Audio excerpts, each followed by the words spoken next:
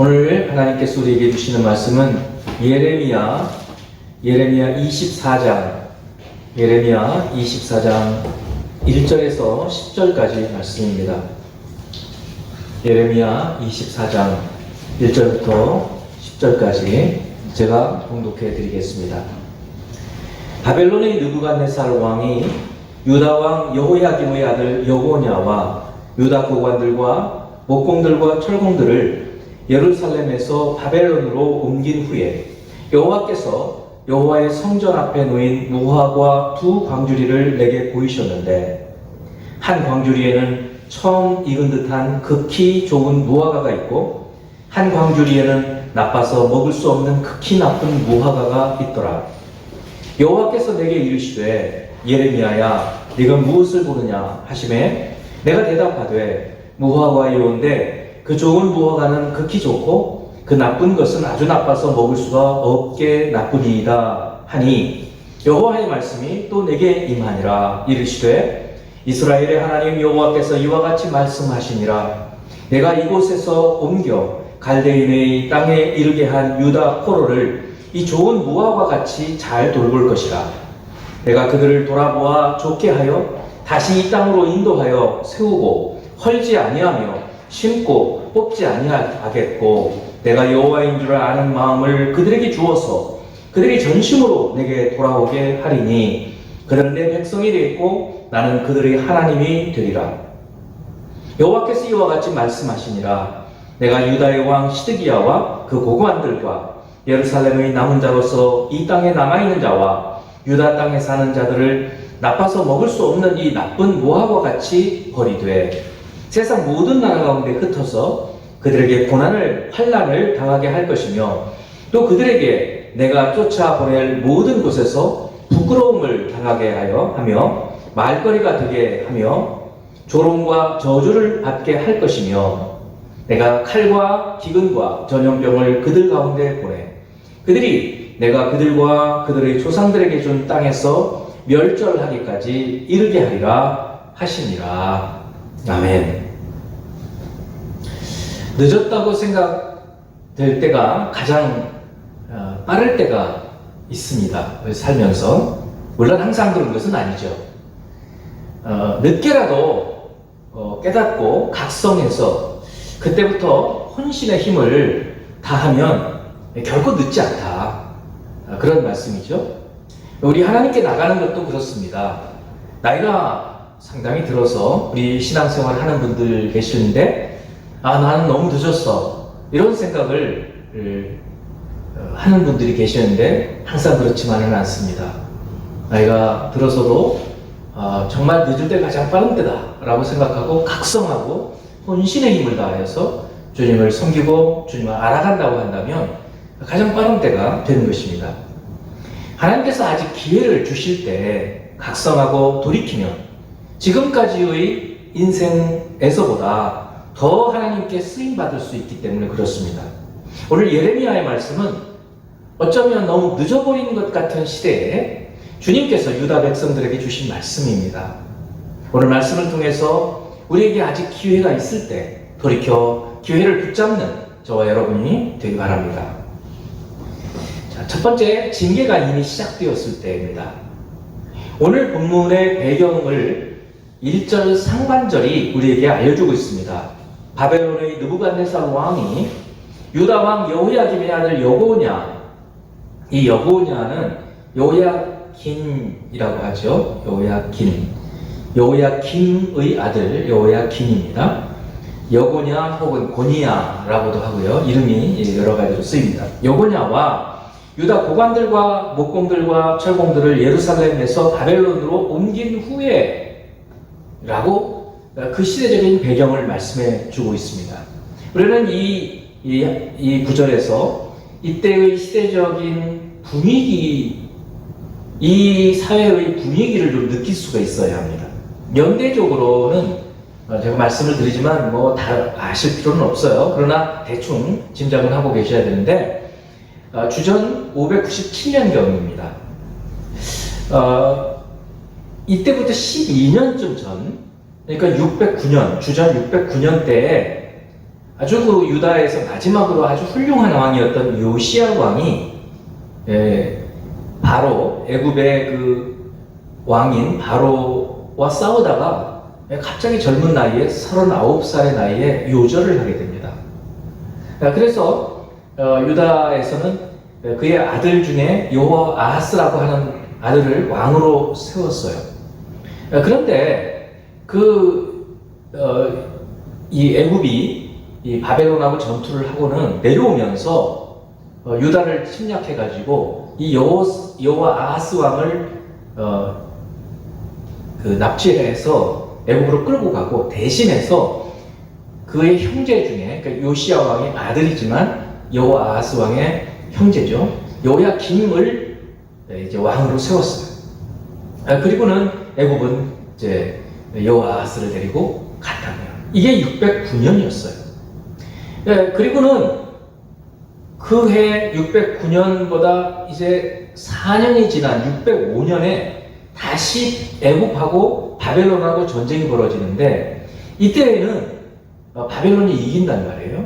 그래서 그 바벨론이 그 이긴 여세를 몰아서 유다에 쳐들어와 가지고는 이때 여호야김을 끌고 가서 얼마 있다 죽고 그의 아들이었던 이 여호야긴 여기 나오는 여고냐를 왕으로 세웁니다. 왕으로 세웠다가 얼마 되지 않아서 또 끌고 가버려요. 그리고 대신해서 그 요시야 왕의 아들인 시드기야, 유다의 마지막 왕이죠. 이 시드기야를 왕으로 세우는 거예요. 그러니까 지금 이제 왕이 된 사람은 시드기야라는 사람이고 생각해 보세요. 불과 몇 년 사이에 한 왕은 죽고 한 왕은 애굽으로 끌려가서 죽고 또 한 왕은 바벨론으로 끌려가서 죽고 또 한 왕은 바벨론으로 끌려가서 포로로 생활을 하고 그리고는 이제 마지막 왕이 세워져 있는 그런 상황인 거예요. 너무나 이 나라의 참상이 말할 수도 없는 거예요. 뿐만 아니라 605년에 첫 번째로 포로로 끌려갑니다. 사람들을 대거 끌고 가는 거예요. 그때 이제 다니엘이 끌려가고 지금 바로 이때 지금 1절에서 언급하고 있는 이 597년 이때에는 에스겔을 끌고 가는 에스겔과 함께 많은 사람 제일 많은 사람을 이때 끌고 가는데 끌고 가버리는 거죠. 포로로 두 번이나 이제 끌려간 거예요. 이미 예레미야를 통해서 하나님께서 너희들이 바벨론에게 항복을 해라. 그러면 내 살게 해주겠다. 이렇게 거듭거듭 말씀을 해도 계속해서 바벨론에 반항을 하고 바벨론에 대해서 반역을 해서 반란을 일으키면서 이렇게 계속 나라는 피폐해져 가고 사람들을 포로로 끌려가게 되어지는 거예요. 하나님 말씀을 거역해가지고 이미 징계 속에 들어있는 거예요. 이 징계가 앞에 있는 게 아니라 이미 징계 속에 들어와 있어요. 그러면 어떻게 해야 되는가? 이런 때 우리가 어떻게 하나님의 뜻을 어떻게 묻고 하나님 앞에서 어떻게 살아야 될 것인가? 이런 것들을 오늘 저희들이 살펴보고자 하는 것입니다. 그러면 우리 한번 생각해 보시죠. 하나님은 왜 하나님의 백성인 이 유다를 이스라엘 중에 이제 두 쪽으로 났고 북이스라엘은 이미 망해버렸고 남쪽에 남아있는 이 유다도 이제 목숨이 거의 끝날 때쯤이 되는 거예요. 그럼 왜 하나님은 택한 백성을 이렇게 고난 가운데 징계 가운데 넣으실까요? 이유가 무엇일까요? 구체적으로 여기에 대해서 예레미야 16장 10절에서 13절 여기 분명히 얘기해주고 있어요. 네가 이 모든 말로 여기 이제 하나님께서 예레미야에게 주시는 말씀이에요. 네가 이 모든 말로 백성에게 말할 때 그들이 너한테 묻기를 여호와께서 우리에게 이 모든 큰 재앙을 선포하심은 어찌 됨이냐? 왜 하나님께서 우리에게 재앙을 내리시겠다고 하냐? 우리 죄가 뭐냐? 이때는 아직 이 재앙이 아직 다 닥치지 않았을 때예요. 그런데도 하나님의 말씀을 선포하는 선지자의 말을 안 듣는 거죠. 그런데 이제 처음은 아니지만 이제 말씀 중에 이제 재앙이 올 것을 선포하니까 백성들이 질문한 거였어요. 왜 우리를 하나님은 징계하시려고 그러냐? 왜 재앙이 우리에게 임하냐? 거기에 대한 대답이라는 거죠. 우리의 죄악은 무엇이며 우리가 우리 하나님 여호와께 범한 죄는 무엇이냐 하거든. 그렇게 우리가 뭘 잘못했어? 라고 묻거든. 이렇게 대답하라는 거예요. 너는 그들에게 대답하기를 여호와께서 말씀하시되 너희 조상들이 나를 버리고 다른 신들을 따라서 그들을 섬기며 그들에게 절하고 나를 버려 내 율법을 지키지 아니하였습니다. 하나님을 버렸다는 거예요. 그래서 다른 신을 섬겼다는 거예요. 그리고 하나님의 법을, 하나님의 율법, 하나님의 말씀을 지키지 않았다는 거예요. 이것이 죄예요. 그리고 이것 때문에 하나님은 하나님의 백성을 징계하시는 거예요. 12절입니다. 너희가 너희 조상들보다 더욱 악을 행하였도다. 보라, 너희가 각기 악한 마음의 완악함을 따라 행하고 나에게 순종하지 아니하였으므로 하나님의 말씀을 순종하지 않는 거예요. 지금 예레미야를 통해서 거듭거듭 바벨론에게 항복하라고 얘기하는데도 순종하지 않아요. 바벨론은 하나님의 몽둥이에요. 그래서 하나님은 이 바벨론을 당시 제국으로 만드시는 거예요. 주변의 모든 나라를 전부 다 침략해서 다 정복하게 만드셨어요. 그래서 유다가 우리가 당신의 이 지배를 받겠소라고 하면 잘 살 수 있을 텐데 그거를 거역하는 거예요. 이게 그냥 외교적인 것이 아니라 하나님이 말씀해 주신 거예요. 그렇기 때문에 거기에 순종을 해야 하는데 그걸 거부하는 거죠. 13절입니다. 내가 너희를 이 땅에서 쫓아내어 너희와 너희 조상들이 알지 못하던 땅에 이르게 할 것이라. 너희가 거기서 주야로 다른 신들을 섬기리니 이는 내가 너희에게 은혜를 베풀지 아니함이라 하셨다. 이렇게 말을 해라 라고 하나님은 유다 백성들에게 예레미야를 통해서 이미 왜 하나님은 이 유다 백성을 징계하시는지 분명하게 말씀하시는 거예요. 이것 때문에 하나님을 거역하고 하나님을 섬기지 않고 다른 신을 섬기고 또 하나님의 말씀을 듣지 않고 순종하지 않아서 이것은 우리도 똑같아요. 만약 우리가 하나님을 거역하고 하나님을 여호와 하나님 이 성경의 하나님을 섬기지 않고 다른 것을 하나님으로 우리가 섬기고 숭배한다면 만약 우리가 하나님의 택한 백성이라면 하나님은 우리를 그냥 두지 않으시는 거예요. 어떻게 해요? 채찍으로 징계하신다는 거예요. 마치 부모가 자식을 훈계하고 채찍질 하듯이 회초리를 때리듯이 하나님은 우리를 회초리로 때리신다는 것입니다. 이렇게 유다 백성들이 이미 징계가 시작되어 징계 가운데 있을 때 어떻게 해야 하는가? 그것을 오늘 말씀을 통해서 이제 묵상해 보려고 하는 거예요. 다시는 기회가 없을까요? 아니요, 기회가 있습니다. 아직도 기회가 있어요. 하나님의 징계를 묵묵히 견디는 것. 이것이 기회예요. 그러면 그렇게 안 하면 어떻게 하겠다는 거예요? 하나님께서 징계하실 때 징계를 거부하는 거죠. 어떻게 거부할 수 있어요? 도망가는 겁니다. 부모가 뭔가 잘못했을 때 자녀를 이제 나무라고 꾸짖고 더 심하면 이제 회초리를 때릴 때가 있는데 그때 아이 싫다고 집을 나가버리는 거죠. 그럼 어떻게 됩니까? 이 자녀는 마음대로 사는 거죠. 그러면 그 부모의 훈계를 받지 못해서 사람 구실을 제대로 못하는 자녀로 자라게 되는 것입니다. 자, 히브리서 12장 5절 6절 말씀을 보면 또 아들들에게 권하는 것 같이 너희에게 권면하신 말씀도 너희가 잊었도다 라고 신약시대에 지금 이 로마의 벌써 이제 한참 후죠. 신약시대에 로마의 폭정과 이 압박 때문에 예수님을 통해서 하나님을 믿고 있던 그리스도인들이 배교하기 시작을 했어요. 하나님의 신앙을 벗어나기 시작하는 그때에 이 말씀을 주시는 거예요. 그리고는 잠언에 있는 말씀을 인용하죠. 내 아들아, 주의 징계하심을 경히 가볍게 여기지 말며 그에게 꾸지람을 받을 때 낙심하지 마라. 주께서 그 사랑하시는 자를 징계하시고 그가 받아들이시는 아들마다 채찍질 하시니라 하셨으니, 그러니까 하나님이 부모가 사랑하기 때문에 징계하는 거예요. 하나님도 똑같아요. 지금 하나님께서 택하신 백성인데도 왜 유다를 지금 징계하시는가? 사랑하시기 때문에 그래요. 이 히브리서 12장 5, 6절을 보면 유다 백성들이 지금 바벨론에게 저항할 일이 아니에요. 그리고 대신 어떻게 해야 돼요? 항복하고 포로로 끌려가야 되는 거예요. 끌려가야 해요. 끌려가지 않고 두 가지 방법을 택했어요. 한 사람들은 저항하고 숨어가지고 이제 저항군으로 싸우든가, 한쪽 부류들은 이집트로 망명을 갔어요. 그리고 한쪽 부류의 사람들은 체념하고 포로로 끌려갔어요. 사실 포로로 끌려간다는 것은 정말 즐거운 일이 아니죠. 우리가 요즘에 이 아프간 사태를 보지 않습니까? 얼마나 참 비참한 모습입니까? 그러나 하나님은 지금 이미 죄와 허물 때문에 징계를 시작하셨기 때문에 이때 어떻게 해야 되는가?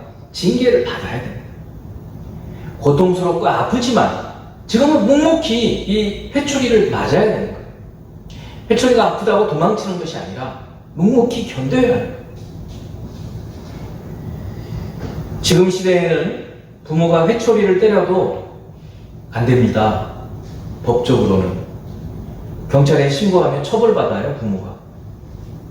그러나 하나님 앞에서 성경적으로는 물론 체벌을 가급적 하지 않는 게 좋죠.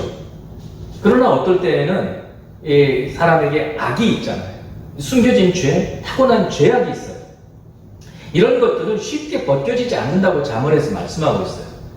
그래서 때로는 딱 어떤 법칙을 따라서 그 가정의 이 어떤 그 룰을 따라서 자녀에게 따끔하게 어릴 때 해야 돼요. 사춘기 되기 전에. 사춘기 이후부터는 회초리를 대지 않는 게 좋습니다. 왜 그렇게 하는가? 아이로 하여금 부모의 교훈, 그 훈도, 그 교훈 안에서 자랄 수 있도록 하는 거예요. 하나님의 이 회초리, 하나님의 징계 안에서 자랄 수 있도록 하나님께서 행하신 것입니다. 지금 이제 이것을 조금 넓게 사회적으로 좀 보자면, 저는 좀 전 세계가 겪고 있는 여러 가지 재난이 있습니다. 말씀을 제가 안 드려도 이제 아시죠? 이런 재난들은 사실은 묵상해 볼 때 그동안 인간들이 범한 죄에 대한 하나님의 징계, 하나님의 회초리가 아니신가? 라는 생각이 드는 거예요. 하나님께서 우리 인간들을 위해서 창조해 놓으신 모든 만물들을, 환경이죠, 어떻게 보면. 이 환경을 너무나 더럽게 썼어요. 너무나 막 착취라고 그러죠. 인간의 그 탐욕 때문에 그걸 잘 보존하지는 못하고 너무나 막 남용해버린 거예요. 그 결과 지금 이 코로나, 그리고 기상이변, 산불, 여러 종류, 이런 것들은 하나님의 회초리가 아니신가 라고 좀 생각이 드는 것입니다. 바로 그러면 이때 우리가 어떻게 할 거냐, 이거를 막 불평하고 원망하고 그럴 것이 아니라 이 코로나 팬데믹 같은 경우도 묵묵히 견뎌야 해요. 어쩔 수 없어요. 물론 이제 백신도 개발하고 치료도 나오고 우리가 해야 될 것들은 해야 되지만, 이때에는 묵묵히 하나님의 뜻을 우리가 분별하고 우리가 그동안 잘못됐던 것들을 회개하고, 환경도 마찬가지라는 것입니다. 올해 2021년 4월 29일 9일자 일간지에 대서 특필된 이야기가 있습니다. 헤드라인 제목이 세계의 빙하 녹는 속도 20년 만에 2배로 빨라졌다, 이거예요. 빙하가 녹는 속도가 20년 만에 2배가 빨라졌다는 거예요. 그럼 앞으로 그 빨라지는 속도는 어마어마하다는 거죠. 어떤 빙하 전문가는 2030년, 앞으로 10년도 안 남았어요. 2030년이면 북극 빙하가 사라질 것이다 라고 비관적으로 얘기하는 분도 있어요. 데이터를 갖고. 그렇게 될지 안 될지는 모르지만, 만일 그렇다고 그러면 어떤 엄청난 재앙이 다가올지 우리는 상상할 수가 없습니다. 지난 20년 동안 전 세계 빙하의 부피가 4%가 사라졌대요. 그런데 속도가 2배가 빨라졌다는, 앞으로 더 빨라지기 시작한다는 것입니다. 그래서 전문가들은 지금 당장 우리가 사는 방식을 바꿔야 한다는 거예요.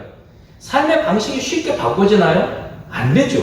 엄청나게 지금 우리는 이미 징계 안에 들어왔다고 생각해야 되는 거예요. 정말 이제 우리가 어떻게 해야 될 것인가? 징계가 이미 시작됐어요. 이 코로나 팬데믹 같은 경우는 전 세계에 이런 일이 처음 있던 일이잖아요. 앞으로 더 어떤 일들이 벌어지게 될지 우리는 상상할 수가 없는 거예요. 이미 선진국에서는 이산화탄소가 이 기상이변의 주범이라고 생각하고 2050년까지 탄소 중립 사회를 만들자. 그러니까 탄소를 배출하는 것과 탄소를 없애는 것과 합해가지고 0이 되게 만드는 탄소 중립 사회를 만들자라고 노력하기 시작했고 우리나라도 시작했습니다. 우리도 이 일에 동참해야 합니다.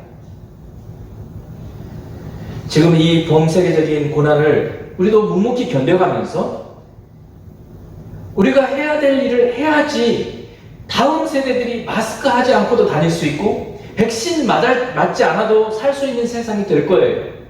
그리고 함께 모여서 예배드리지 못하는 일이 다시 일어나지 않을 거예요. 우리가 이때 지금 제대로 하지 않으면 하나님의 이 징계의 회초리를 제대로 맞지 않고 그냥 아무런 교훈을 받지 못한다면 앞으로 다음 세대들은 참혹한 세대가 될 거라고. 또 개인적으로도 지금 혹독한 고난의 고통의 때를 징계의 때를 지나가고 있는 여러분이 가운데 누가 계시다면 잠잠히 하나님 왜 나에게 이런 징계를 내리실까? 왜 회초리를 나에게 드실까? 라고 묵상하면서 그 이유가 무엇일까? 그것을 깨닫고 회개하고 돌이켜서 살아야 될 것입니다. 하나님 왜 나한테 이러십니까? 이렇게 하나님 앞에서 분노하고 그럴 것이 아니라 잠잠히 회초리를 맞으면서 견디면서 우리가 돌이켜야 할 것이 무엇인가를 돌아보고 회개해야 된다는 말씀. 이제 두 번째로 징계하시는 목적이 있어요. 먼저 1절에서 3절까지의 말씀을 한번 보겠습니다. 바벨론의 느부갓네살 왕이 유다 왕 여호야김의 아들 여고냐와 유다 고관들과 목동무들과 철공들을 예루살렘에서 바벨론으로 옮긴 후에 여기까지 아까 말씀드렸죠. 이제 시대는 어떤 시대고 그 시대 상황이 얼마나 두렵고 공포로 사로잡혀 있는 시대였는지를 말씀을 드렸고 이제 바로 그런 때에 하나님이 예레미야에게 메시지를 전달해 주시는 거예요. 그래서 예레미야에게 유다 백성들에게 선포하라고 하시는 거예요. 여호와께서 여호와의 성전 앞에 놓인 무화과 두 광주리를 내게 보이셨다. 그러니까 이거는 이렇게 생각할 수 있어요. 예레미야는 제사장이면서 선지자예요. 그러니까 성전에 들어가서 제사를 같이 드리는 일도 했을 거예요. 그런데 성전에 이 처음 익은 열매를 하나님께 예물로 드리거든요.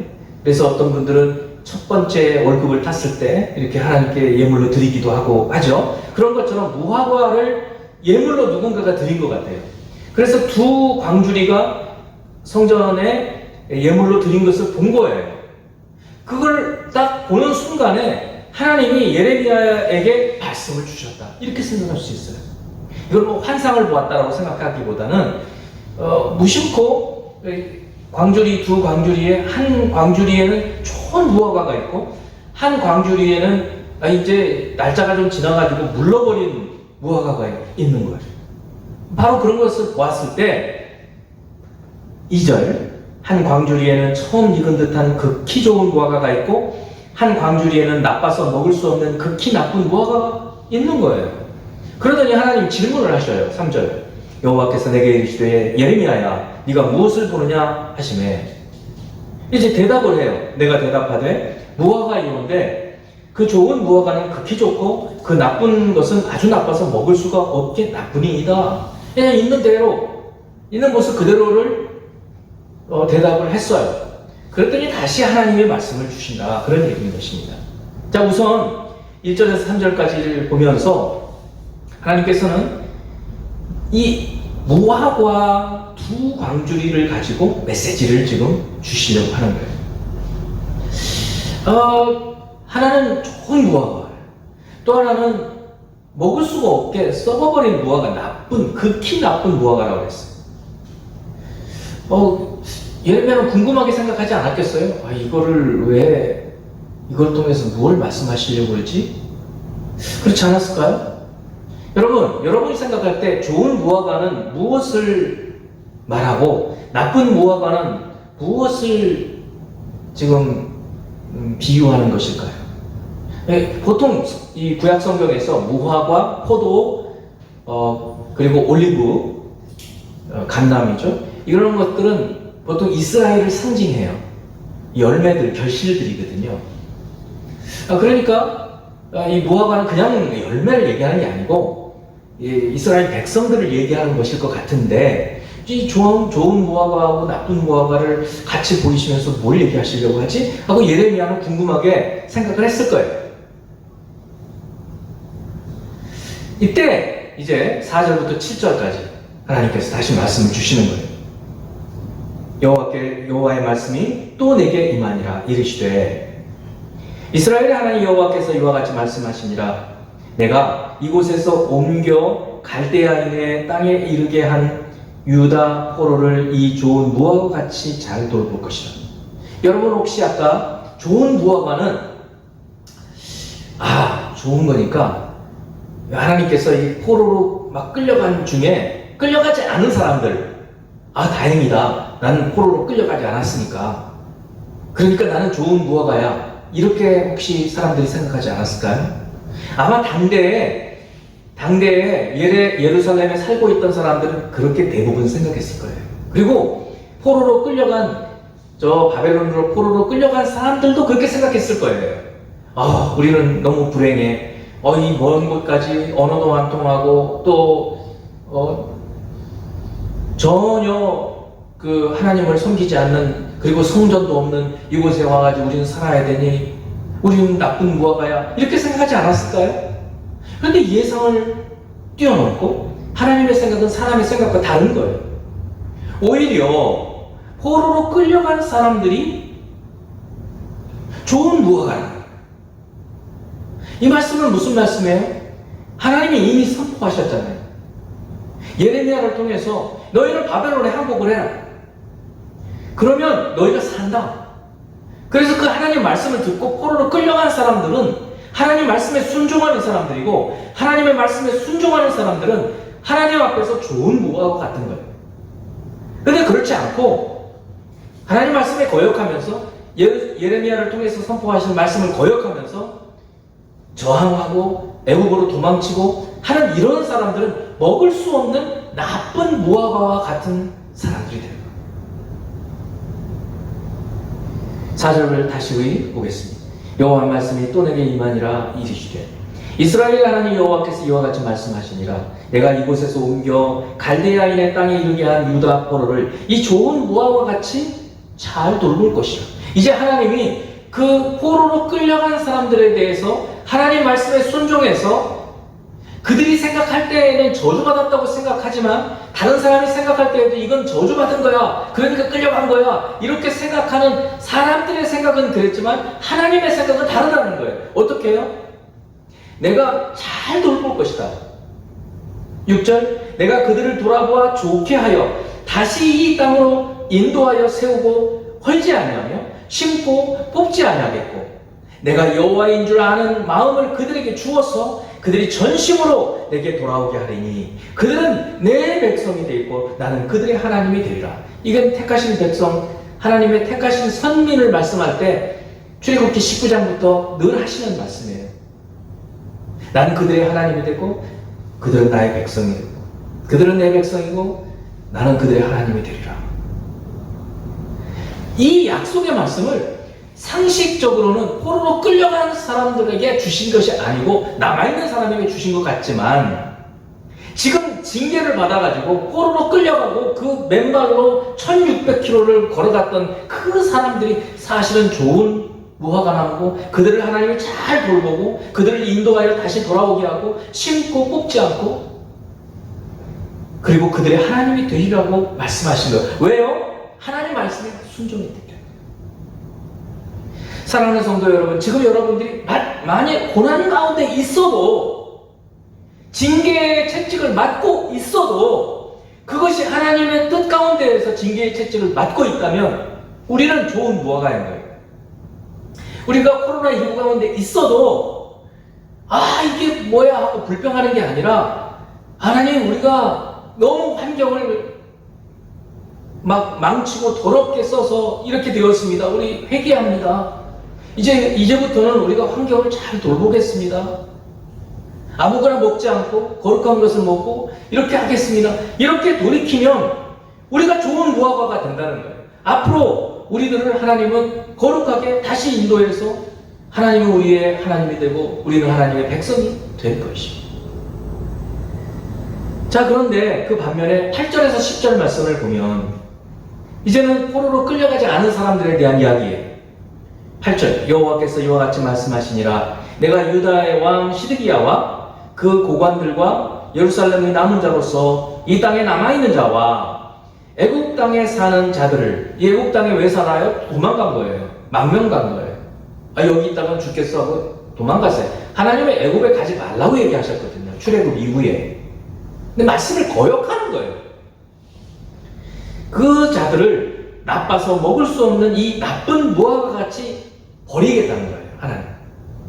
세상 모든 나라 가운데 흩어서 그들에게 환난을 당하게 할 것이며 또 그들에게 내가 쫓아보낼 모든 곳에서 부끄러움을 당하게 하며 말거리가 되게 하며 조롱과 저주를 받게 할 것이며 내가 칼과 기근과 전염병을 그들 가운데 보내 그들이 내가 그들과 그들의 조상들에게 준 땅에서 멸절하기까지 이르게 하리라 하시니라.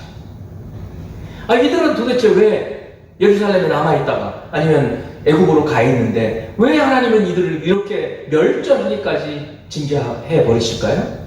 불순종 때문이에요. 예레미야를 통해서 그토록 하나님의 뜻을 전했음에도 불구하고 들었음에도 불구하고 안 듣죠. 들으려고 하지 않았죠. 그래서 하나님은 그 불순종 때문에 재앙을 내리십니다. 히브리서 12장 11절 말씀을 보면 물론 징계가 당시에는 즐거워 보이지 않고 슬퍼 보입니다. 그렇죠. 징계 좋아하는 사람이 어디 있어요? 아프죠. 너무 아프죠. 너무 고통스럽죠. 하나님 왜 이러십니까? 언제까지 이렇게 하시렵니까? 우리가 시편에서도 그런 탄식하면서 부르짖는 시를 많이 봤잖아요. 근데 징계 받을 때는 그러는 거예요. 근데 그때 생각하는 거예요. 내가 개인적으로 공동체 우리가 하나님 앞에 뭘 잘못했습니까? 온 인류가 지금 바로 이렇게 탄식하면서 하나님 우리가 뭘 잘못했습니까? 부르짖어야 할 때인 거예요. 만일에 그런 사람들이 있다 그러면 그런 사람들은 하나님은 이제 회복시켜 주실 거예요. 그런 나라들은 이 코로나 팬데믹에서 빨리 회복시켜 주실 거예요. 저는 그렇게 믿습니다. 우리나라도 그 중에 하나 들어갈 거라고 생각을 해요.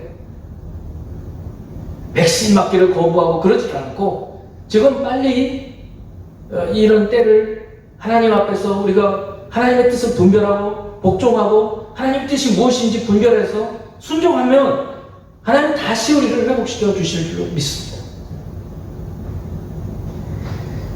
히브리서 12장 11절 계속해서 봅니다. 물론 징계가 당시에는 즐거워 보이지 않고 당시에는 징계 받을 때에는 그래요.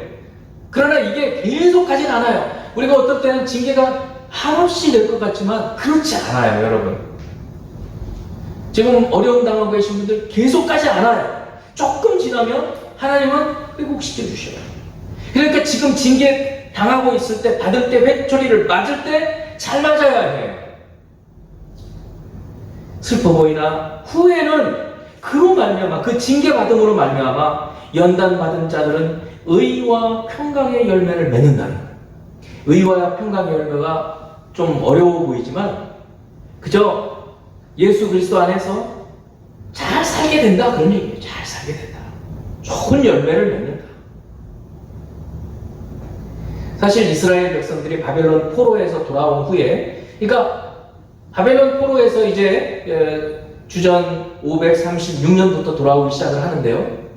536년 조금 전이죠. 2년쯤 전에 돌아와서 536년에 성전의 기초를 다시 세우게 되는데 그 전에 남아있었던 사람들은 정말 별 볼 일 없어요. 그런데 오히려 바벨론 포로에서 돌아온 사람들이 그 유다의 유다 사회의 지도자들이 되고, 그리고 유다 사회의 신앙을 재건하는 사람들이 되는 거예요. 이 열매를 맺게 되는 거예요. 그들이 결실을 맺어요. 그리고 이 포로에서 돌아온 이후에 이스라엘 백성들이 철저하게 배운 게 하나 있어요. 그것은 우상 숭배를 그 이후에 절대로 하지 않아요.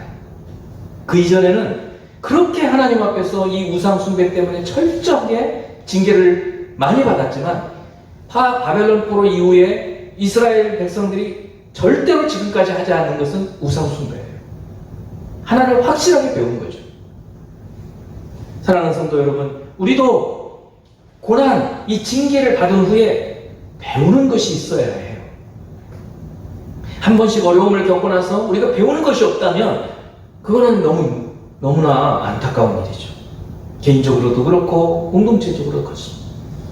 고난 가운데 있을 때 사람들은 우리를 바벨론의 포로로 끌려간 사람들처럼 마치 우리를 나쁜 무화과처럼 생각할 때가 있어요. 우리 스스로도 그렇게 생각할 수 있어요. 당시에 유다 백성들이 그랬던 것처럼. 그러나 만일 우리가 지금 고난 가운데 있다 하더라도 우리가 하나님 앞에서 주님, 이 고난이 왜 우리에게 왔습니까? 철저하게 회개하고 반성하고 그리고 하나님 말씀에 순종해서 살아가려고 한다면 우리는 좋은 무화과인 거예요.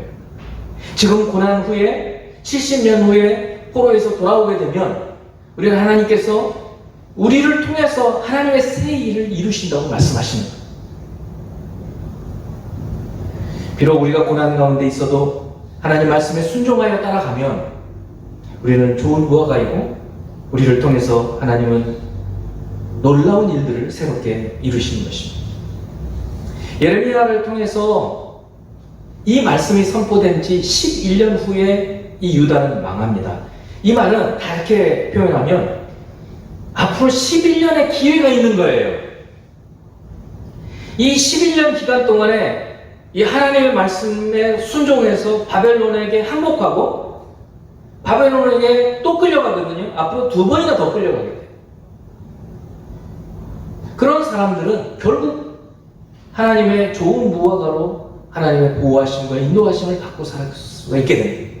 여러분, 지금도 마찬가지. 우리가 지금 코로나 팬데믹, 전 세계의 기후 재앙, 또 개인적인 여러 가지 어려움 가운데 있지만 우리가 이 가운데 있어도 지금이 기회라는 거예요. 지금 늦은 것 같지만 늦지 않았다는 거예요. 바로 이때 우리가 각성하고 이것이 하나님께서 우리에게 주시는 징계구나, 책찍이구나. 그러면 이때 하나님의 뜻이 무엇인가 분별하는 것이 중요하구나. 이렇게 생각한다면 결코 늦지 않고 지금이 기회라는 거예요. 신의 화살이라고 하는 책이 있어요. 그 책은 이제 코로나 전문가입니다. 아주 미국의 굉장히 유명한 전문가인데 이분이 쓴 책을 제가 지금 보고 있는데요. 그분이 아주 깊이 이 코로나의 기원이라든가 이런 것들을 전부 말하면서 동시에 코로나가 이제 시작되면서부터 우한 그 시장에서부터 수산시장에서부터 이렇게 전파되어지고 각국의 방역들을 어떻게 하고 있는가 이런 얘기 나오는데 놀랍게도 한국 얘기가 엄청나게 많이 나옵니다. 한국이 그 초기부터 시작해서 방역을 어떻게 체계적으로 잘했는지 이게 나오는 거예요. 예전에는 우리나라에 대한 기사를 찾기가 쉽지 않았어요. 어떤 책들, 그 미국 사람들이 쓰는 책들에서. 그런데 놀라웠게 우리나라가 지금 달라져가고 있는 거예요. 위기가 우리에게 기회가 되고 있는 거예요. 성도 여러분, 여러분이 지금 어려움 당하고 계시나요? 지금 그 위기가 여러분에게 기회가 될 수 있는 줄로 믿고 오늘 이 말씀을 다시 한번 우리가 묵상해 보면서 오늘 주시는 주님의 그 메시지를 듣고 기도하는 시간을 갖도록 하겠습니다.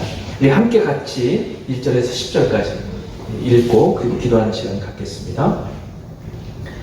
바벨론의 느부갓네살 왕이 유다 왕 여호야김의 아들 여고냐와 유다 고관들과 목공들과 철공들을 예루살렘에서 바벨론으로 옮긴 후에 여호와께서 여호와의 성전 앞에 놓인 무화과 2 광주리를 내게 보이셨는데 한 광주리에는 처음 익은 듯한 극히 좋은 무화과가 있고 한 광주리에는 나빠서 먹을 수 없는 극히 나쁜 무화과가 있더라. 여호와께서 내게 이르시되 예레미야야 네가 무엇을 보느냐 하시매 내가 대답하되 무화과이온데 그 좋은 무화과는 극히 좋고 그 나쁜 것은 아주 나빠서 먹을 수가 없게 나쁘니이다 하니 여호와의 말씀이 또 내게 임하니라. 이르시되 이스라엘의 하나님 여호와께서 이와 같이 말씀하시니라.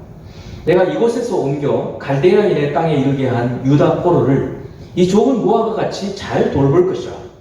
내가 그들을 돌아보아 좋게 하여 다시 이 땅으로 돌아오게 이 땅으로 인도하여 세우고 헐지 아니하며 심고 뽑지 아니하겠고, 내가 여호와인 줄 아는 마음을 그들에게 주어서 그들이 전심으로 내게 돌아오게 하리니 그들은 내 백성이 되겠고 나는 그들의 하나님이 되리라. 여호와께서 이와 같이 말씀하시니라. 내가 유다의 왕 시드기야와 그 고관들과 예루살렘의 남은 자로서 이 땅에 남아있는 자와 유다 애굽 땅에 사는 자들을 나빠서 먹을 수 없는 이 나쁜 무화과 같이 버리되 세상 모든 나라 가운데 흩어서 그들에게 환난을 당하게 할 것이며, 또 그들에게 내가 쫓아보낼 모든 곳에서 부끄러움을 당하게 하며 말거리가 되게 하며 조롱과 저주를 받게 할 것이며, 내가 칼과 기근과 전염병으로 그들 가운데 보내 그들이 내가 그들과 그들의 조상들에게 준 땅에서 멸절하기까지 이르게 하리라 하시니라. 아멘. 함께 기도하는 시간을 갖습니다. 아버지 하나님, 정말 징계 가운데 이미 들어섰을 때 하나님 말씀을 그동안에 불순종하여서 개인적으로나 공동체적으로 재앙 가운데 재난 가운데 있을 때 우리가 어떻게 살아야 하는 것인지 오늘 말씀을 묵상하면서 다시 한번 깨닫습니다. 아직도 기회가 있다. 주님 아직도 우리에게 기회를 주시는 것을 감사합니다. 아직도 남극과 북극이 다 녹지 않았음을 감사합니다. 지금이라도 우리가 탄소 중립을 선언하고 하나님 우리 환경을 하나님께서 만들어주신 이 모든 하나님의 피조 세계들을 우리가 아끼고 정말 다스리고 정말 그들을 하나님 우리 몸과 같이 사랑하여서 우리가 같이 살아가야 할 줄로 믿습니다. 그래야 우리 다음 세대들이 더 이상 하나님 마스크 끼지 않고 모두 만나고 대면해서 예배하며 할 수 있는 그러한 날들이 돌아올 줄로 믿습니다. 아버지 하나님, 우리에게 아직 기회가 있을 때 각성하고 돌이킬 수 있는 회개하는 마음을 저희들에게 주시옵소서. 또한 주님, 우리의 판단이 아니라 하나님의 판단이 무엇인지, 우리가 좋은 무화과인지 나쁜 무화과인지 사람들이 생각할 때는 나쁜 무화과같이 생각할지 모르지만, 또 우리도 그렇게 생각할지 모르지만, 우리가 재난 가운데 있어서 이렇게 어려운 가운데 있어서 하나님의 징계 가운데 있지만 우리가 하나님 말씀을 순종하고 순복하고 말씀대로 살아간다고 한다면 반드시 좋은 길로 인도하여 주실 줄을 믿습니다. 그리고 훈련하는 이 순종하는 훈련을 우리에게 행할 수 있게 하나님 도와 주시옵소서. 우리 생명의 교회가 한 마음으로 이 일들을 감당하게 하시고 이 나라와